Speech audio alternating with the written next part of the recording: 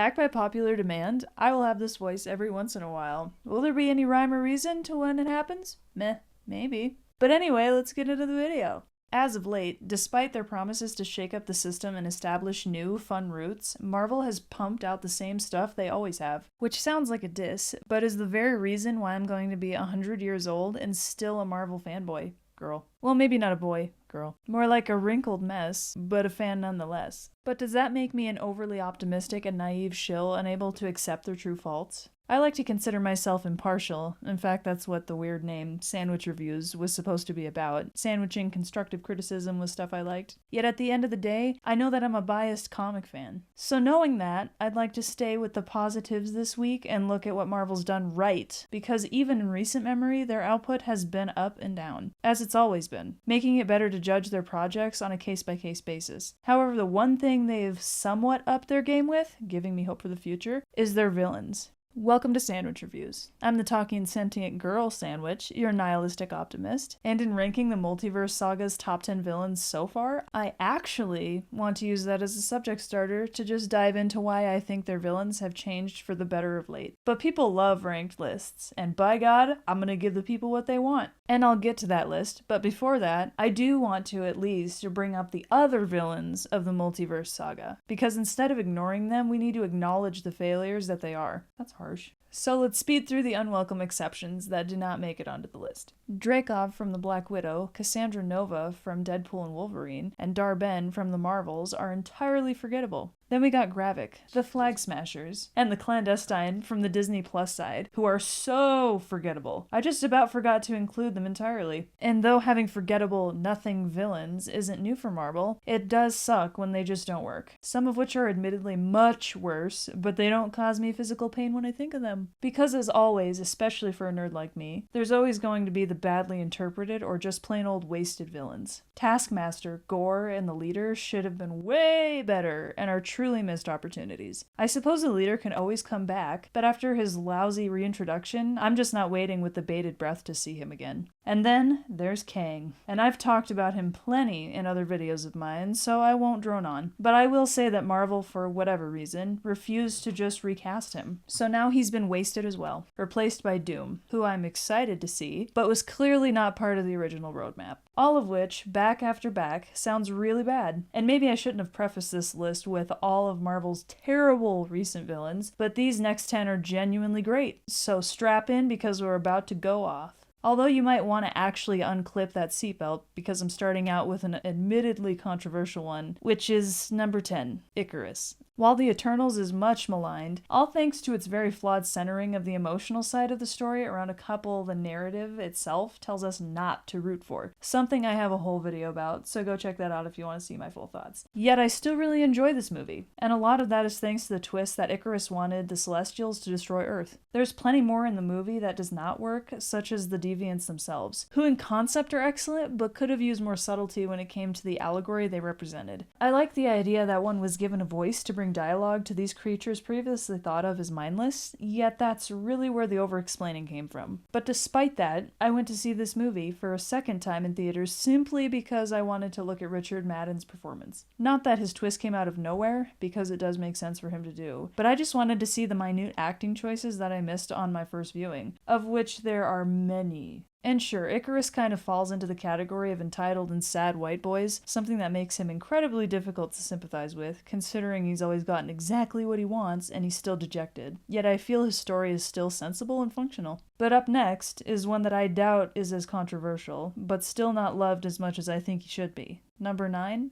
Arthur Harrow. Like most Disney Plus villains, his wrap-up in the finale wasn't the best. But overall, the atmosphere Ethan Hawke brought to every scene he was in was something that couldn't have been brought by many other actors. The character himself was someone I wasn't familiar with beforehand, not reading too much Moon Knight past the iconic stuff everyone's heard about, but the moment I learned that he was a previous avatar of Khonshu's, I was immediately more interested. as in infinitely more interested. And even before that, with his cold open introduction of breaking glass to put in his shoes was so memorable, and made me squeam every time he walked up to the camera, just because I was thinking of the glass cutting into his feet that Harrow used as an atonement. He's also one of those villains that, while going about it poorly, is someone who is right. If he was able to succeed, him and Amit would still be making sure no one was ever able to be hurt again. And sure, that runs into the Minority Report argument of free will and deterministic destiny, something the show could have easily dived into more, but I thought that all lent into how compelling Harrow was. As I'm writing it down and coming to terms with how much better he could have been, I think my biggest problems with Harrow are simply in execution. With tons of intriguing plot points just bubbling under the surface, ready to froth over into genuinely great storytelling moments, yet never quite becoming anything.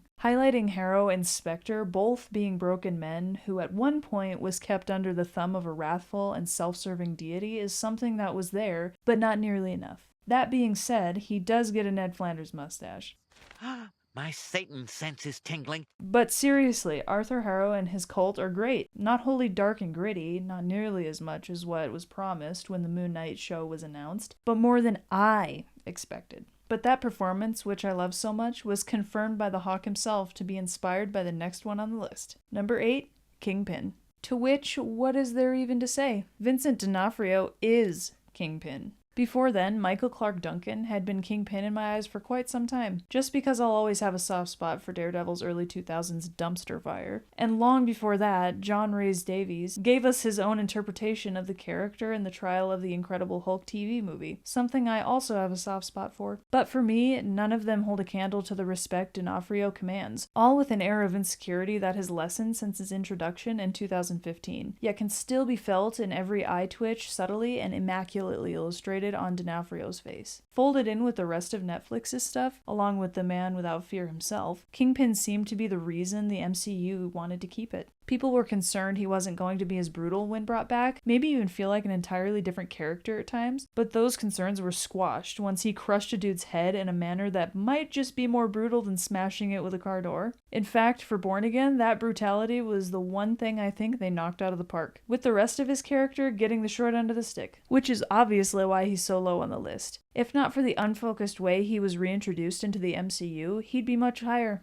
I loved the way he was an overall twist villain of Hawkeye, but if the plan is to keep him as a street-level big boss, why shoot him in the head? But instead of coming up with excuses for Marvel as to why a regular guy survived a bullet through the skull, something that has happened, but is way too unbelievable to be put in a somewhat grounded story, I'll just move on to number 7, Verussa Bloodstone, who, if you don't remember, is the evil stepmom from Werewolf by Night. And on this list, there are a couple people who you would just love to hate, and Verussa is certainly one of them. Invoking the same feeling you get from the worst of the worst Disney stepmoms, she has the hate for her stepdaughter and an entitlement to the organization she married into that just makes me sick. Though, now that I think of it, I suppose Verussa doesn't just evoke the feeling of Disney's other evil stepmoms, because she is one. But as she pushed that entitlement whenever she got the chance, it was like the writers of Werewolf by Night had the simple goal of creating someone who, in just under an hour, you desperately needed to see get their comeuppance. Something you could only hope was coming. Yet as she dehumanized Jack, one of the two main characters, describing him as a waste of a life for even being a monster. A paraphrase of the actual quote, but you get what I mean. Because like I said before, that was all to craft a villain that would be worse than the mindless killer werewolf that would inevitably come out by the end. So once that happened, you want Jack to wreck shop and kill everyone there. Well, everyone except Elsa. No, not that Elsa. God, Marvel needs to make a Midnight Suns project just so everyone doesn't completely forget about the paranormal stuff they've established. But anyway, a more tech-based foe whose specific interpretation out of everyone on this list has been around the longest is number 6, Green Goblin, particularly Willem Dafoe's Green Goblin, who had an admittedly small role in No Way Home, but was clearly the standout of its many villains. Most Raimi fans can still agree that Dafoe's Goblin, while undeniably always incredible, creating more than one iconic gif that gets passed around to this day, but was always hindered by the motorcycle suit used as the Green Goblin costume. Even as a stupid teenager, I thought it was a little bit of a waste to cover Dafoe's expressive, hell I'll say it, goblin-like face That's rude. And seeing it in action, every stretched wrinkle selling it that much more. That sentiment was proven right again and again. Proving Defoe's Goblin was always perfect, but we just needed to see more of Defoe. As a matter of fact, I still want to see more of him. Thanks to Coleman Domingo's animated portrayal, I have enough faith that he'll be brought into the live action in some way or another. Yet if that doesn't work out, the MCU will always have a classic variant to fall back on. One that perfectly demonstrates why the Green Goblin is one of Spider-Man's biggest and most popular nemeses. But a character who doesn't have that much notoriety, mainly because everyone was Mandela effect mind controlled to forget he existed, at least for the comics, is number 5,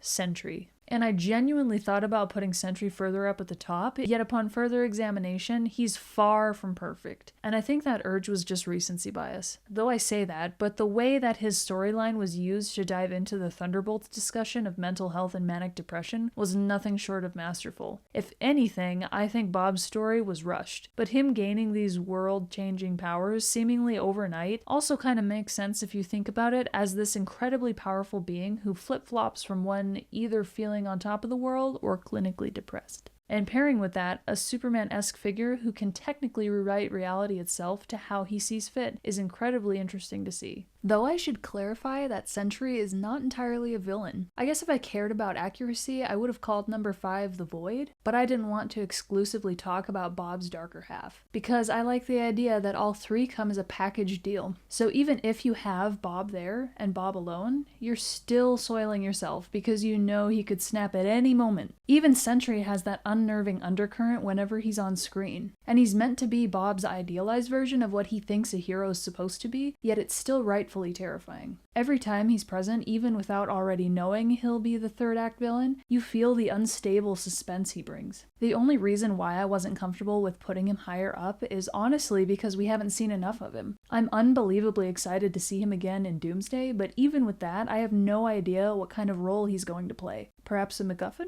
Either way, he's a phenomenal villain in the Thunderbolts, and I count us lucky to have an MCU movie that features Sentry and the Void of all people. And up next is another one I would have never guessed we'd see in live action, especially not with the trunks and feathered wings. That's right, for number 4, we got Namor, who has a complicated comics past to say the least, but is a necessary inclusion to the MCU. And the writers took that lore and molded it into something I would go as far as to say is excellent. Somehow culturally significant and with something to say. Namor is just a great villain with a point. The only thing I disagree with being his need to kill Riri Williams. Considering the government already had her vibranium tracking machine, so presumably they had its blueprints as well, or at least a way to reverse engineer it. But Namor wanted her dead, inciting most of the conflict in the movie. Black Panther 2 is a very long movie, and one that is as amazing as it is filled with minute dialogue or character issues that could have been fixed. But I don't think it should be fixed, because it's perfect at what it set out to do, that being a memorial to Boseman's unforgettable legacy.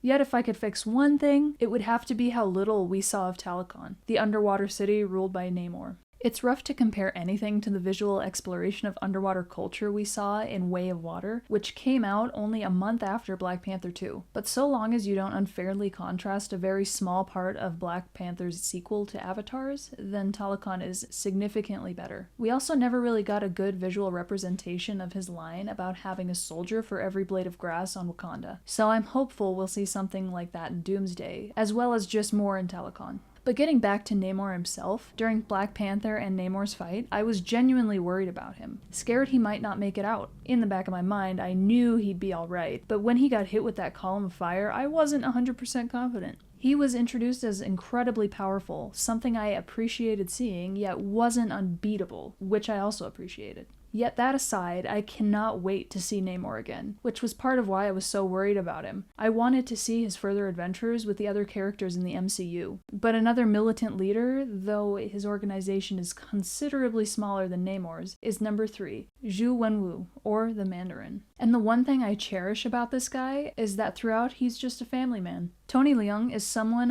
who I would have never pictured as the Mandarin, though maybe that's just because I used to watch the old Iron Man cartoon every now and then, and in that the Mandarin to begin with is green. However, I now cannot imagine anyone else portraying the Iron Man villain. I mean, he's dead, and I seriously doubt we'll ever see him again, but my interpretation of the character was undeniably and forever influenced by his performance. Part of me still thinks we missed out on not getting comic-accurate 10 rings of power, with a different ability for every ring on his finger. But the energy bracelets we got still gave us plenty of cool action moments and makes sense for its overall MCU connection, linked to Miss Marvel's bangles in some way or another. Plus, fits my own headcanon that there's still rings of power made to fit on your finger, but were made for a dragon. But getting back to the family man that is Zhu Wenwu, I admired how much he genuinely loved his wife, quitting his job as a crime lord to live with her as nothing more than a husband and a father. And he doesn't just do that as a phase, he legitimately quits, only re-entering that life to avenge his dead wife, and is only pulled back and further by a demon claiming to be his wife and needing freedom from their unjust imprisonment. And why wouldn't he fall hook, line, and sinker for a grifter demon when he's a broken half of a man, wishing beyond belief that his wife wasn't gone? He's still not a great guy, given he trained his son to be a killer the moment he went back to being a crime lord, and refused to train his daughter to fit his misguided idea of gender norms, though I'll hand-wave that away with him being a century old and presumably a little old-fashioned.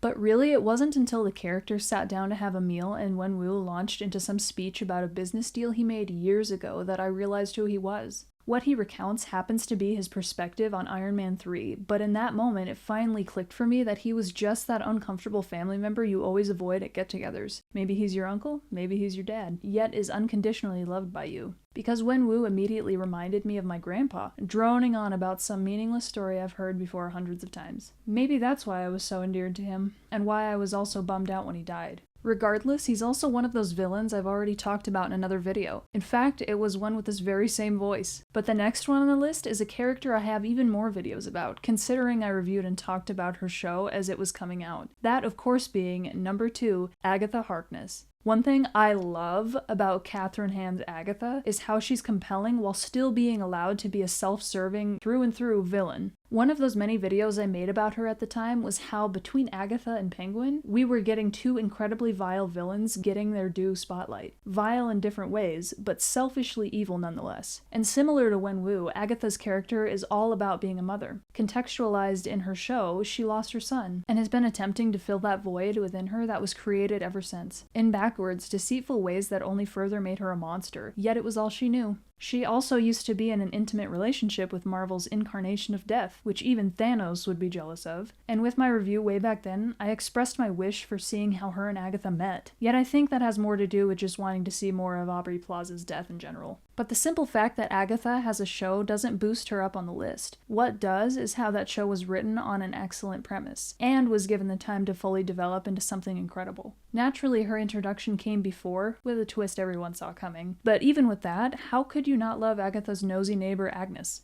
I'll say that magic itself comes off as confusing at best as to what it's capable of. Yet Agatha's magic is plainly defined, by and large, thanks to this scene where she just explains what magic is. But all I really have left to say about Agatha is, when's season 2? I want to see her ghost adventures with Billy. When are we getting that? I know Jack Schaefer isn't involved in whatever the Vision show is, so what else is she making for Marvel? Maybe nothing. Probably nothing. But I'd love to see more supernatural Marvel stuff from her. Yet, as much as I enjoy seeing Agatha, she's not number 1, because there's another that I liked more, or should I say disliked. Who is number 1? The High Evolutionary. And this guy was my favorite just because he was allowed to be truly evil and horrible. You hated him, and everything around the narrative fostered that hate, which was all centered around Rocket and his friends' need to be free, and the High Evolutionary's need to make a perfect world, and his careless disregard for anyone he didn't deem worth his attention, which was almost nobody, was palpable. Magnificently brought to life by, I'm just gonna take a run at this, Chikwudi Iwuji. Every ounce of screen time he was given excellently established that he was unforgivable, and what's more, he was the culmination of most of the Guardians' stray plotlines, creating the Sovereign and presiding over a lot of where the Guardians had bounced around in some way or another. And he was rightfully calculating and powerful enough to realistically do so, creating Half-Life's 0-point energy tech just because he got hurt once and didn't want that to happen again. I was going to reference Dead Space's Force Gun, or even Callisto Protocol's grip weapon, if you've heard of that game, but how could I not call out Half-Life?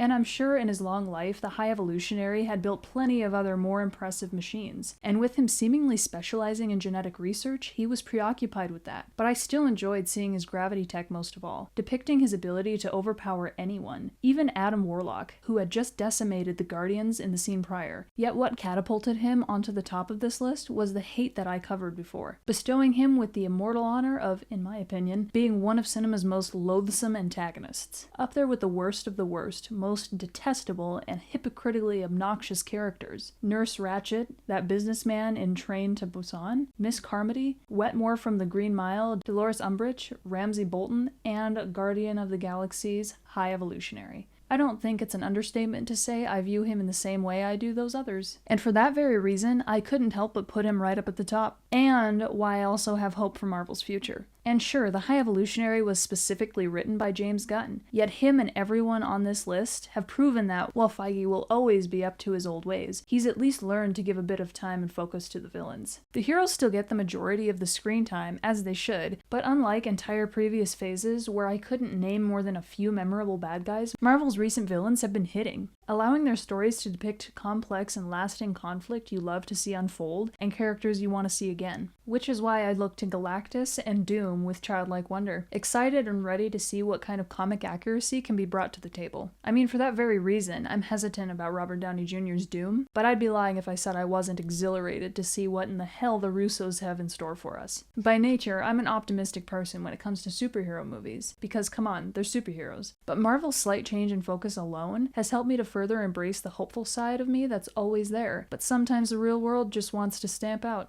But anyway, before I conclude, if you haven't noticed, there is one Multiverse Saga villain I have yet to even mention. And no, I didn't forget about her, because I figured the Scarlet Witch was a delicate enough subject that she deserved her own dedicated video essay. That, and for as much as she was the antagonist of Doctor Strange 2, I still don't really consider her a villain. Sure, she was introduced as one, and her comic self has a messy past filled with flip-flopping between good and bad, yet it was never Wanda's express intent to do any harm. But to get any kind of elaboration, you'll have to wait for another day. Probably a ways away since I have a bunch of Superman videos raring to go, but I'll eventually get to it. But subscribe if you want to know when any of those or just a future video of mine is uploaded. And even if you don't want to do that, I still appreciate you sticking around to the end. And as always, make sure to leave a like and enjoy a delicious sandwich.